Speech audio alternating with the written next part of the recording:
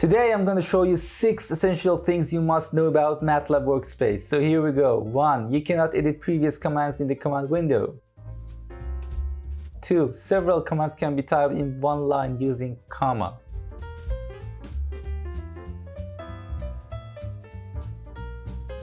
3. You can recall previously typed commands by arrow keys, up arrow and down arrow, like this.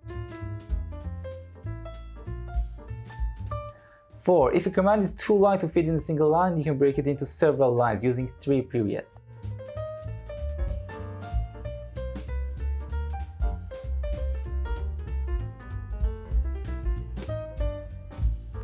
5. The clear command deletes all defined variables and CLC command clears the command window.